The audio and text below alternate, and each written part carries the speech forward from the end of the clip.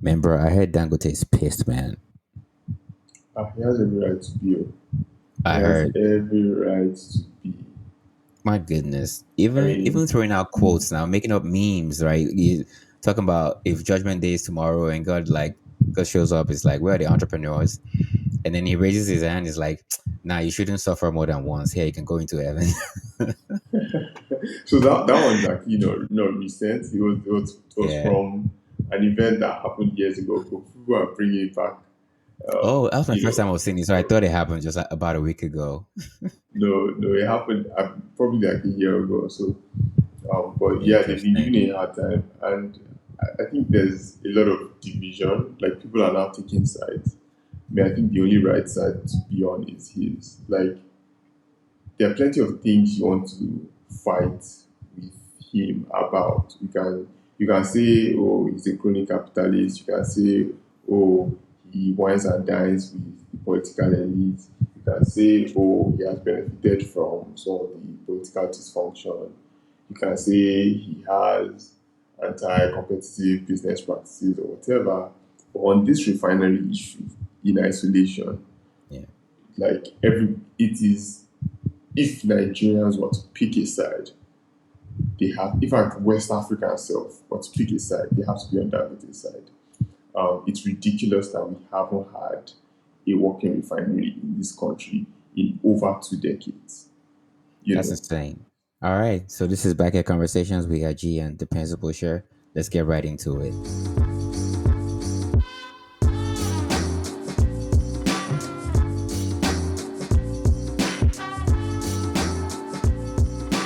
All right, tell me more about why you feel like we should all be on Dangote's side. I feel like I know the answer to this already because I can see that it's just a no-brainer to have a functional refinery in the most critical part of West Africa, if you may, not to sound like biased or anything, but like in terms of resources and the size of the business sector, the market, it's a no-brainer, right?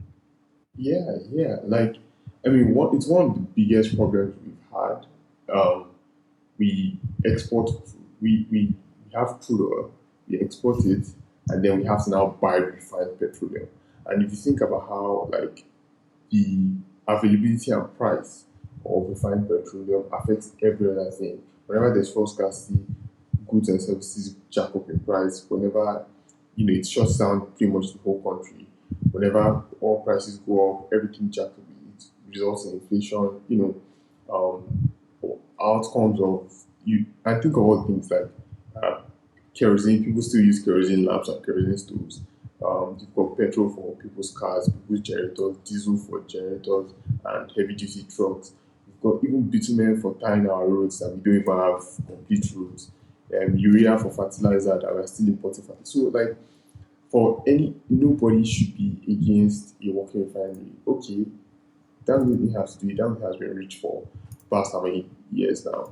If he wanted to sit down, if he wanted to ride off into the sunset with his money, he could have done that. So he chose to do a refinery.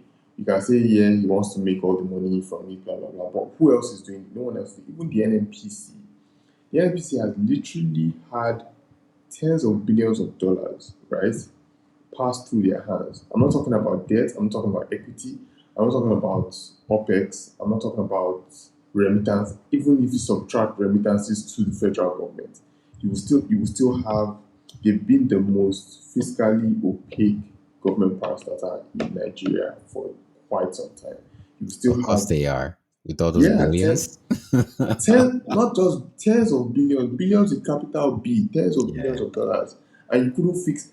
We had four refineries, all went bad, and we couldn't fix one. And then one entrepreneur starts one, and then you guys trying to frustrate him. No, no, no, no, no. It means that there is a willful attempt to keep Nigeria importing fuel because there's an arbitrary.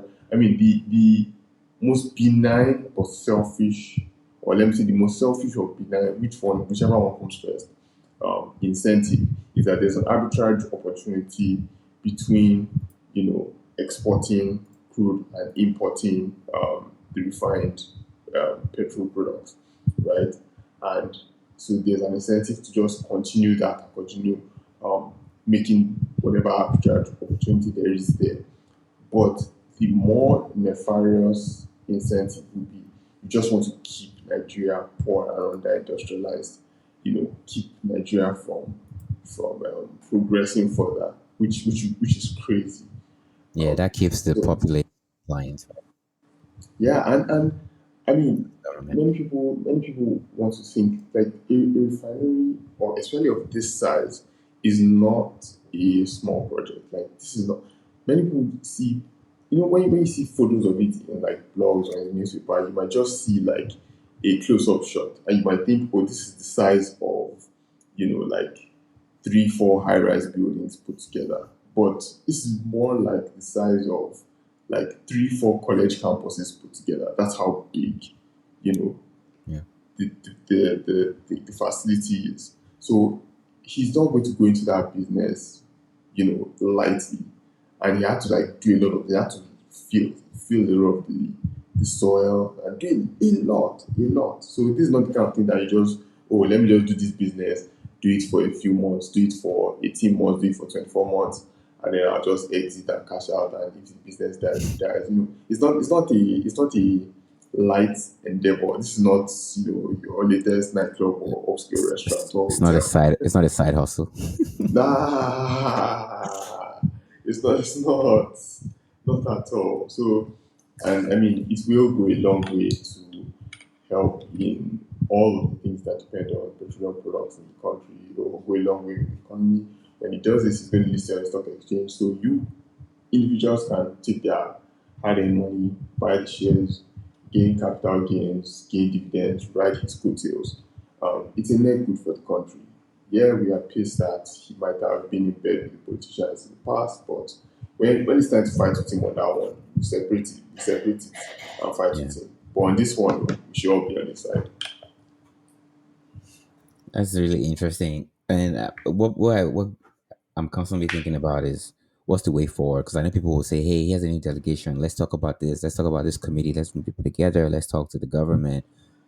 I think obviously, what would you advise in a scenario like this that the government should do to make quote unquote life easier for this man who already pretty much has it all?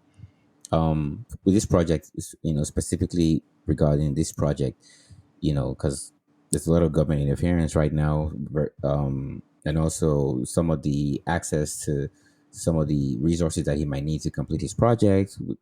Take off all the tapes, roadblocks. But what would you say? I think uh, I'm a big proponent of as little government involvement as possible, especially with like Yeah, government urgent government usually needs. shouldn't have any business to business. We talk about that a lot. Exactly. I mean, it's not zero, but as little as possible, and then they should only come in when it comes to like regulation or where things are necessary. Like it can be decided on a case by case basis. But here, where the government has had the opportunity to do what he is doing with refineries and didn't do it via an NPC, then they should just get out of his way. They should be trying to. I mean, if the government does mean well for Nigeria, they should be trying to do whatever they can to help get that thing up and running. Um, and right now, I don't think the current administration is a well-meaning administration. Yeah. That's, I mean, that you can say that's my subjective take, but currently, I didn't think so before they got in. I don't think so now. So I don't know if they are going to be willing to help, but I trust that he's a strong guy, um, and I trust that he would have probably part of him would have preempted that he would have got some pushback. He did an interview with Afrexim Bank some months ago. Afrexim Bank is the Africa Export Import Bank, and I think they also put up some capital for the project. So, and he talked about how yeah he knew he was going to get some pushback, and but he's gonna fight. He's gonna fight it. So I want to trust that he'll come out on top in this case. I think part of the things that caused the beef was that they were trying to not they were trying to I think they had agreed for NFC to own about 20% in equity of the refinery, provided that they had paid up, they had put the cash forward a few months earlier, and they didn't meet up to the agreed time, and so their equity would have reduced to like 7 point something percent. I think that pissed them off, and they're trying to like you know mess with him. But they're in talks. They are the big men. They know how they talk and negotiate and figure a way out. I'm I just hoping he mean, comes out on top and they don't screw the rest of the country over. we're not gonna pretend like even if it's 7% you give to the government, if any of it would trickle down to the average citizen in the country. So the thing is, like, if the NFTC has 7%, right? What that does in equity, what that does is that the capital gains increases.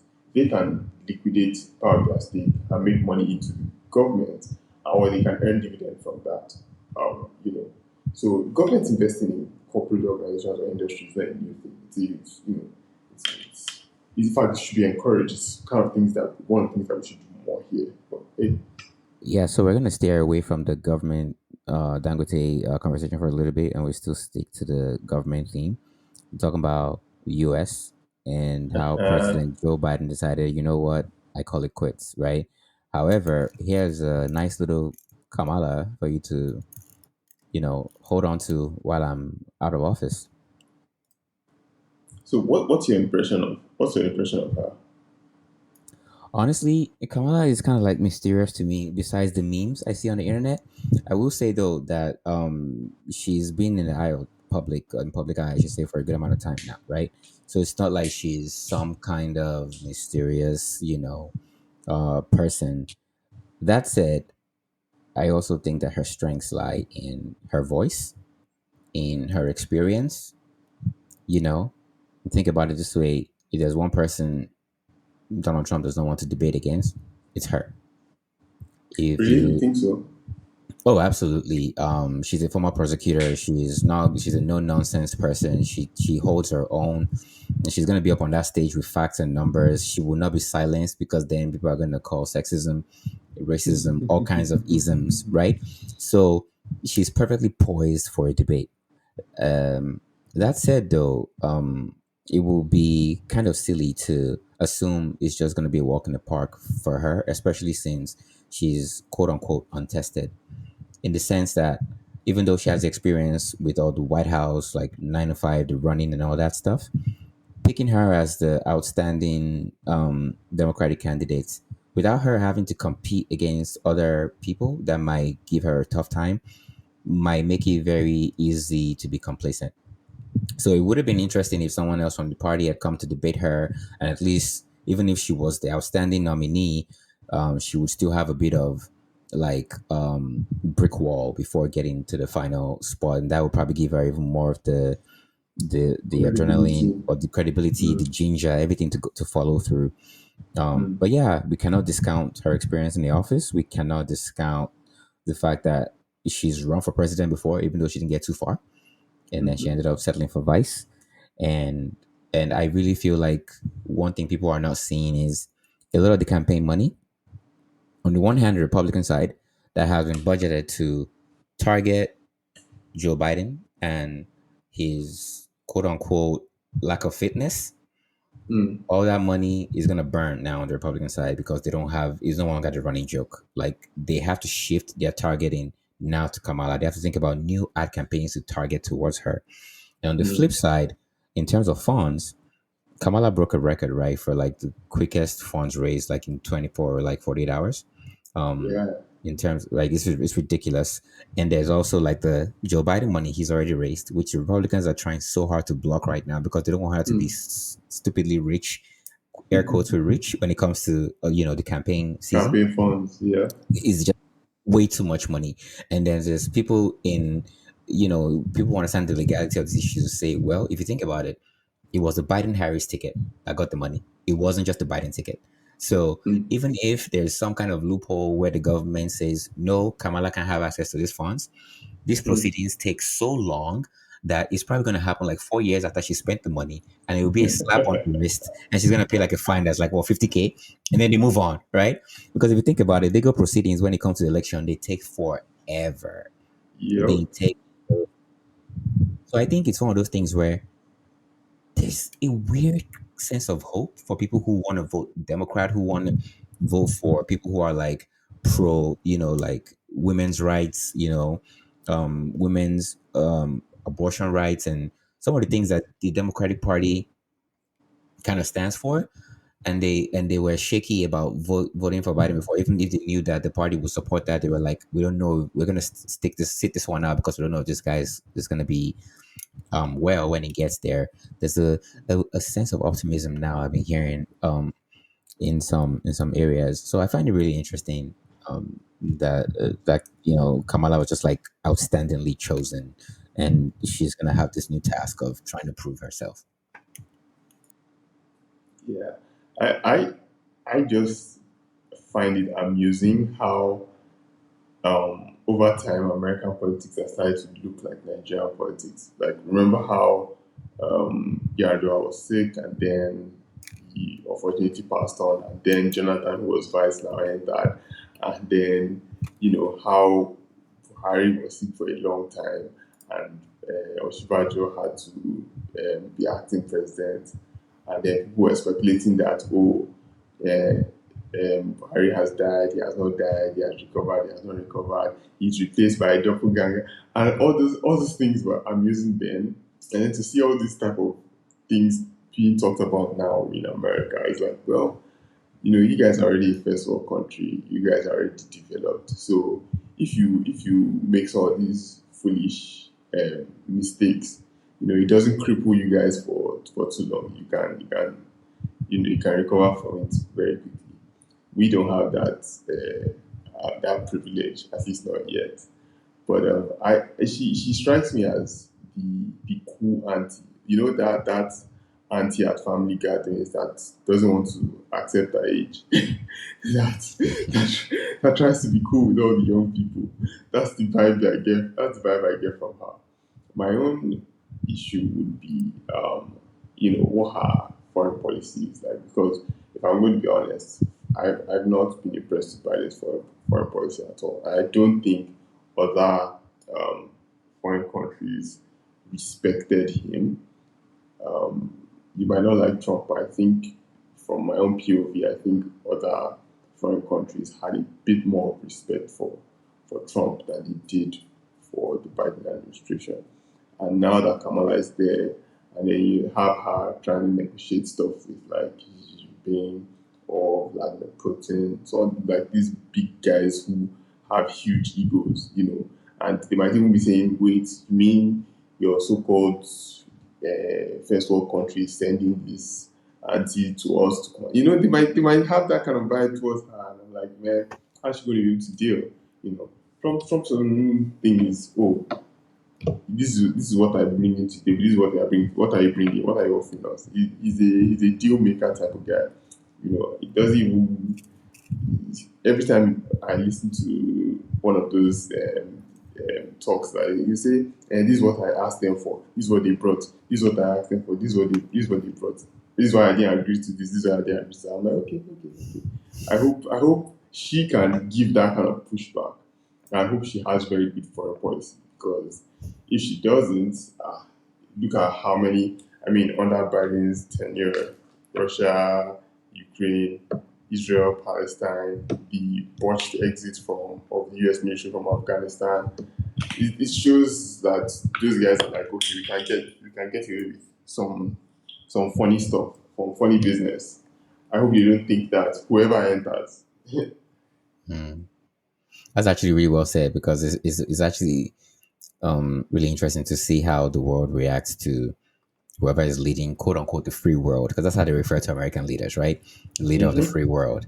And with regards to Kamala and how she's going to look if she were president and she was going toe to toe with like other world leaders, we don't have to look too far, actually, especially um, if we can just like peer over the Atlantic and look at what Europe has been doing. Well, maybe not Theresa May, but someone like Angela Merkel, who led Germany at a time when it's like those other European leaders you mentioned were also seated and also Yep. Yep. in leadership positions. And Hmm. I don't think there was any moment where I ever looked at Angela Merkel and felt like she was like not really respected. Sure, Germany is not on the same level as like the United States of America right now, So but so it's not even a Germany America thing, right? it's to me it's a personality thing. Mm. Like if you've seen videos and footage of She's Angela Angela Merkel, Merkel is not the she's cool auntie. yeah, she's a very serious, she's a very serious person. But then when you see all the videos and footage about Kamala, I mean, it's okay to have a fun side, but president is a serious job. The other time I was saying it's like the personality hire getting the offer for CEO. Yeah. So when you see all that, there's this, I mean, that's just how humans behave when Yeah. we judge people by how we see them. And Hmm. when the first impression you're having of this person is, oh, she's the singing, dancing, laughing Hmm. type. And then this person is now coming to the negotiating table of big, major issues, to discuss with you. Hmm. There's a tendency for you to want to think, can I take this person seriously? Does this person know what she's saying? Even when she does. It's funny you mentioned laughing because that's one of the things that the quote unquote right wing people target her with. Like her laugh, she laughs like a proper auntie, like someone who literally almost Yeah. slaps her thighs. You know when you slap your thigh and you're like, this is crazy. You know. Yep. Shine So the old 32 for everybody. yep, she's got the whole vibe, and so it will be interesting to see. It only takes one term for us to see what that's gonna look like. It will be a strange one, though. I will say it'll be a strange one seeing a woman president for the United States, and And I know the funny thing is that the public sentiment about her, like when it was announced, right? First, it was like, okay, this announcement is very strange. She just dropped one letter on X and then said, and there was no supporting seal. Kamala. There was no seal of the United States president on that letter. People even said they had the signatures. Like, there were all sort of funny stuff, right? And then, even a lot of people on them side were like, like, they weren't so sure that of her.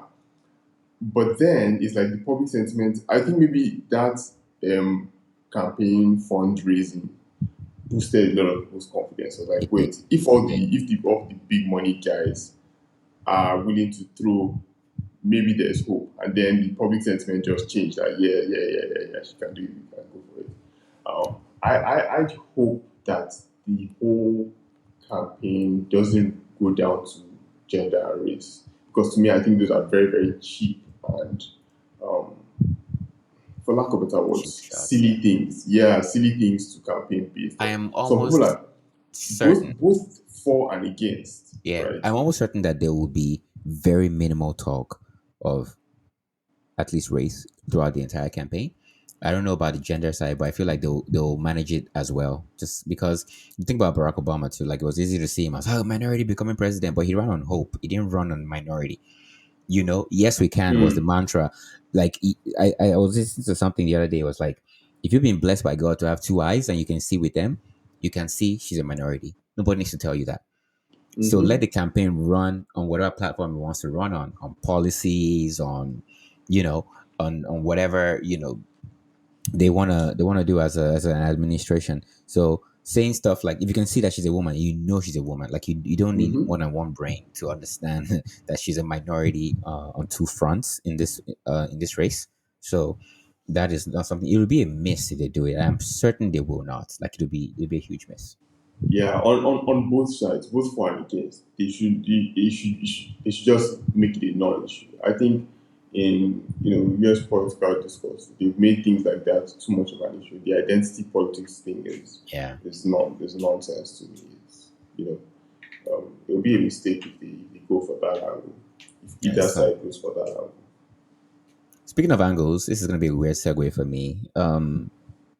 Any catch up for you for the Olympics? Any pole vaulting? Any high Um, jumping? I'm so the funny thing is the Olympics are not as hyped as they used to be. I I don't agree. know if this is a reflection of Your our age? age. I don't know if it's a reflection of where we are in life. I don't know if it's a reflection of the fact You that know what I it's a don't reflection have of? DSTV in my house, or I don't know what is a reflection of. It's a But I reflection just of feel like cord cutting. I think it's cord cutting 100%.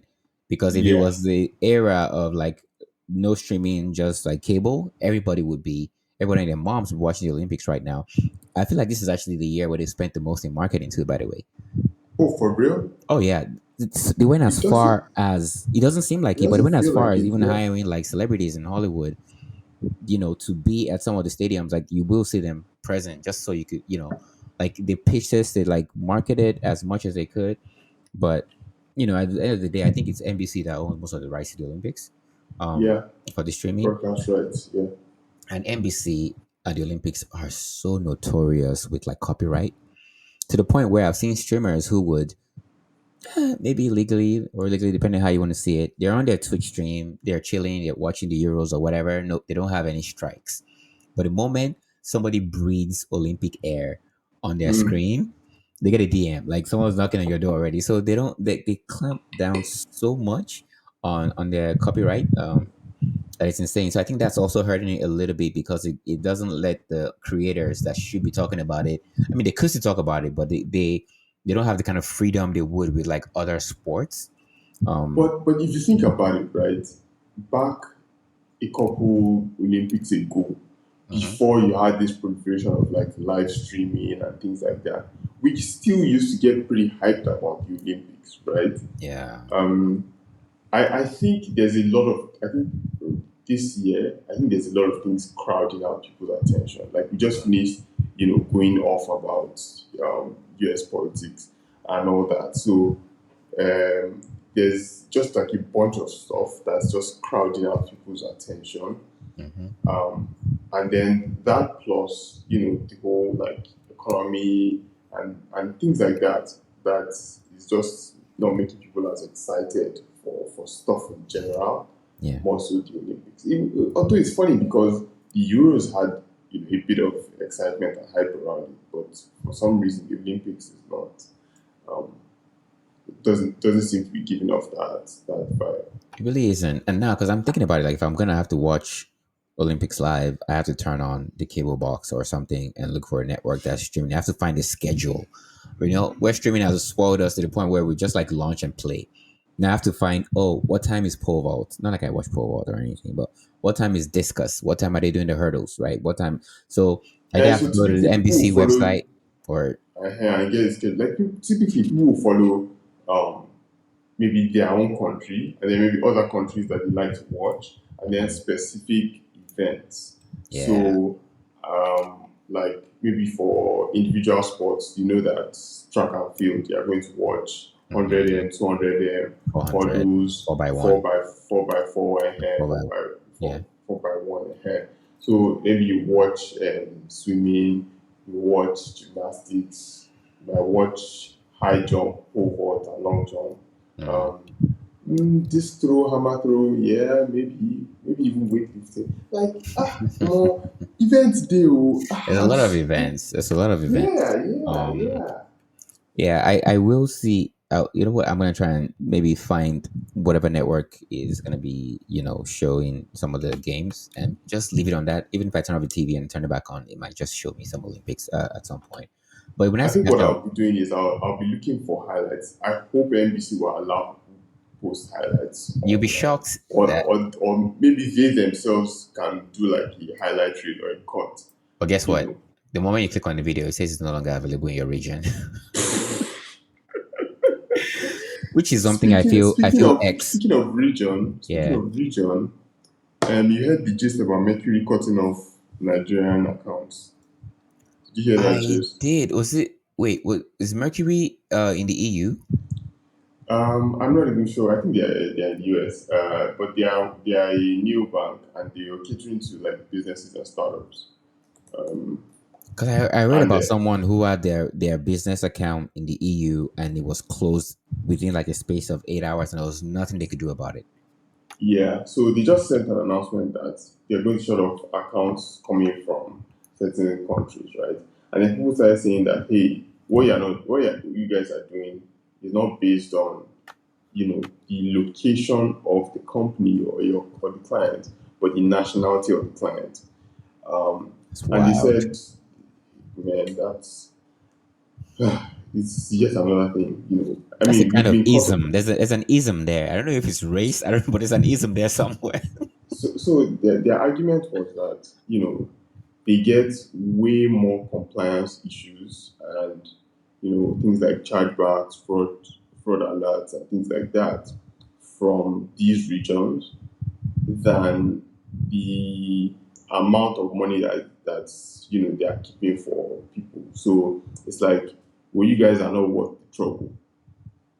So we'd rather just X you guys. You guys are a tiny fraction of That's a our damn shame. total AUM. So why are we keeping why are we spending all our support and sales resources attending to you people? And it's one of those things where because of how weak the Nigerian economy is, we don't have any negotiating power. So we get cut off from a lot of international and global services. But hey, what can we do? We have to fix our issues ourselves before we start nagging about what other countries are doing.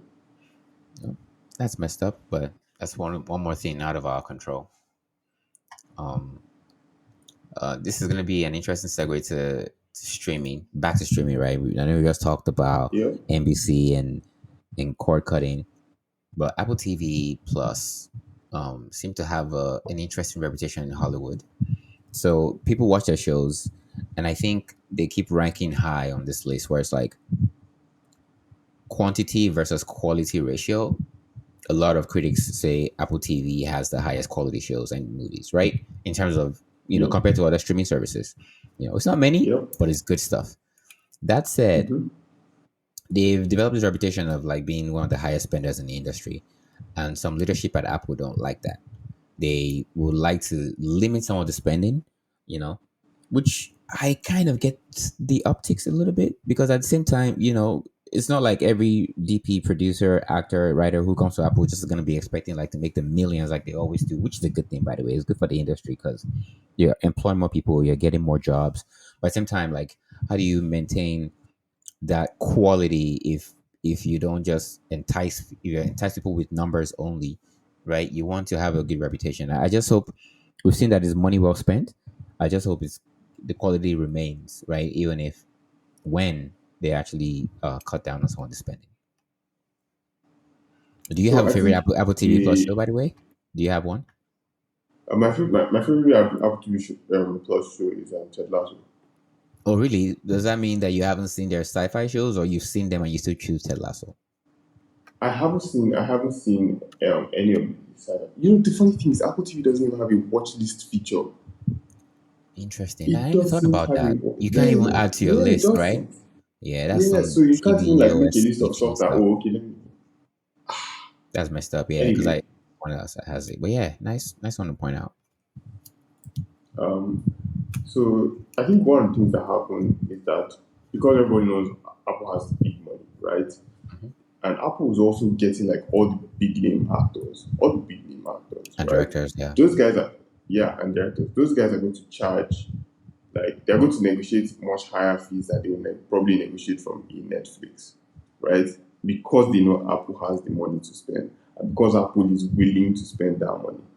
So that's one part of it that is because like okay, if you guys are going to do a show for Netflix or do a show for Peacock or Paramount Plus, and you charged 10 million, why are you coming to us for with a bill of 15?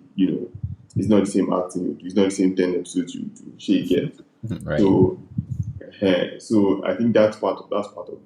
And then one of the things is Apple's notorious for not marketing their shows well enough. In fact, when a show gets very popular, it's always very like organic popularity. And people have said, "Oh, Apple's not doing it to make money; they are doing it to bring people into their ecosystem." I'm like that. Huh. You don't spend 10, $15 million per episode of a TV show on a TV show just to bring people in your ecosystem. For some people, streaming is their entire business model. Mm-hmm. Like Apple TV Plus is can should be run like it is a standalone business. I mean, it's entire like production studio. It's not Studio, like they're yeah. just like yeah, it's not like they're just licensing content from other production studios. You're creating the stuff, original things Yeah. being written, um, acted and produced and props and everything, for you specifically and exclusive to you. And you just want to limit it to your ecosystem. Nah, nah, nah. They need to do better. And actors are used to, the marketing aspect. But if Apple wants to treat it like just another product, then they need to change their approach. First, they need to cut down on spending, but they also need to market. They've got really good shows. They need to market those shows very well. Um, Severance too is another favorite of mine. Oh, I think that's one of my top three, if not top two, because it's just so well done. Such a Yeah. good show. And the thing is, they teased us with like a teaser earlier, like I think it was like a few weeks back, and everyone thought it was coming this year. Then turns out, oh no, it's 2025. Hmm. So imagine waiting It's 3 years. long wait. That's like 2+ years for a sequel, like to a season. It's like this is a new era of streaming. Um, Yeah. you just gotta wait. Just gotta wait. At least they're not like leaving us in the dark and just ending it at like season one or something. But yeah, I'm sure. I'm sure. I'm sure a lot of shows will not get renewed. yeah. Um, Which one can you think of off the it's, top of your it's head? I don't know.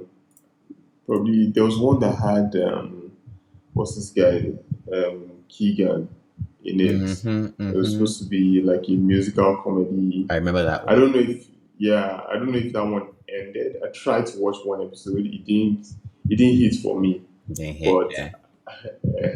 I don't know if it has actually I know it had a ended or very if quirky name. It had a funny name like Skadoosh, yeah, something like like that. Shigma dude or something, some fucking name like that. I don't know.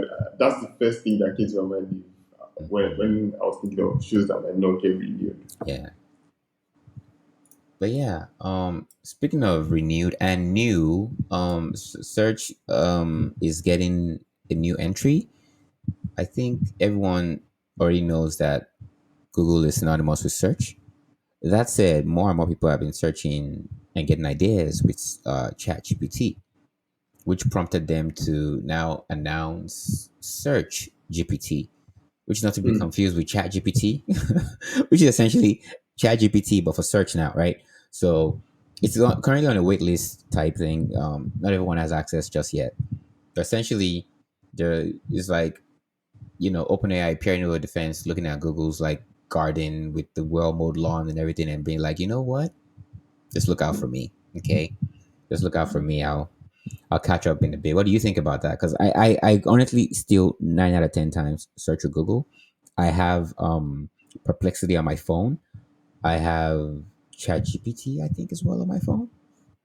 However, I still almost always get what I need from Google. Hmm. So here's an interesting thing. I actually DuckDuckGo. quit. Yep. So if you are listening and you want to make your searches more private, use DuckDuckGo. Like I actually quit searching on Google cold turkey like Yeah. years ago. Yes or no? We Um, are not sponsored by DuckDuckGo, but that could just really relax them. Yeah, please go ahead. yes. I think it was when uh, there was a time I think it was like right after the Snowden stuff. Um, then there was like all the hype, especially with like tech communities of how you can tighten up your privacy online and all that. Mm-hmm, And that was when mm-hmm. I got introduced to.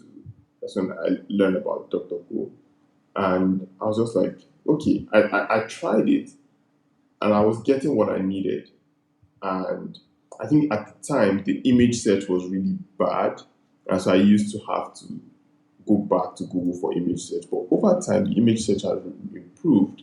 And then it also has this trick called hash bands, where you can do an exclamation point and an abbreviation to search for something on a particular site, which is like a keyboard shortcut I got very used to. So I don't remember the last time I actually searched for something on Google. So I use DuckDuckGo all the time. Yeah. Um, What about the AI tools? Have you been messing around with them for generative, even if it's like text and ideas? Yeah, so I messed with ChatGPT. I created an account. I messed with ChatGPT for a while, but I haven't found any. I think we talked about it before. I haven't found anything that I would like. That I would say, okay, you know what? Maybe on a weekly basis, Mm-hmm. I'm having to use, or I find myself, or maybe like ChatGPT is a better way to do something. I think maybe because a lot of my work doesn't um, depend on writing.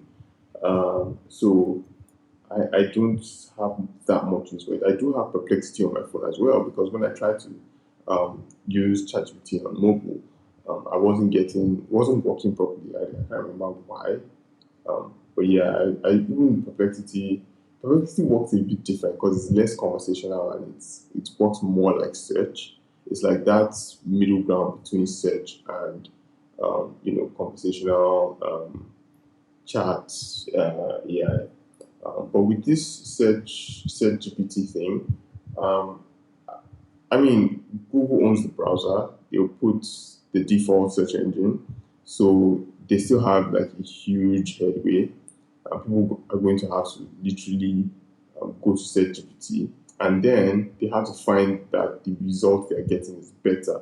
I mean, I've seen some screenshots of people even asking math questions of ChatGPT and it getting math questions wrong. And I'm like, if an AI is getting math wrong, like what else can you get right?